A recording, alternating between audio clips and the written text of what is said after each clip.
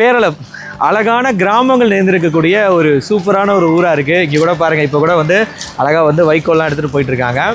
இங்கேருந்து நம்ம வந்து காரைக்கால் போகலாம், கும்பகோணம் போகலாம், திருவாரூர் போகலாம், மயிலாடுதுறை போகலாம். பக்கத்துலேயே வந்து பார்த்திங்கன்னா கொல்மாங்குடி, இந்த பக்கம் வந்து பார்த்திங்கன்னா பூந்தோட்டம். இப்போ நீங்கள் அழகான காட்சிகளை பார்க்குறீங்க. இந்த மாதிரி தான் ஒரு காலத்தில் வந்து நீங்களும் வந்து பேரளத்தில் வந்து ஸ்கூல் படிச்சிருப்பீங்க, காலேஜ் படிச்சிருப்பீங்க. எங்களுடைய அத்தை வீடுலாம் பார்த்திங்கன்னா இதுக்குள்ளே தான் இருக்கோம். நாங்கள் சென்னையிலேருந்து வந்து இங்கே வருவோம், லீவுக்கு வருவோம், வந்து ஜாலியாக என்ஜாய் பண்ணுவோம். பேரளம் மாரியம்மன் கோயில் இருக்கு இல்லையா, அங்கே தீமிதி திருவிழாலாம் நடக்கும், ரொம்பவே கிராண்டாக இருக்கும். அந்த தீமிதி அன்னைக்கு மட்டும் பார்த்திங்கன்னா ஏகப்பட்ட மக்கள் வந்து வருவாங்க. கம்ப்ளீட்டாக ஒரு அக்ரிகல்ச்சர் லேண்டு, விவசாயம் தான் வந்து இந்த ஊர் மக்களுடைய பிரதான தொழில்.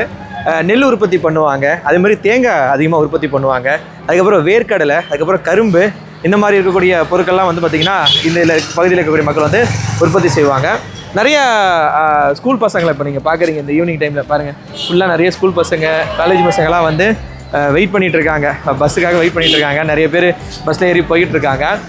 அதே மாதிரி 1898 உருவாக்கப்பட்ட பேரளம் ரயில்வே ஜங்ஷன் வந்து பார்த்திங்கன்னா இங்கே இருக்குது.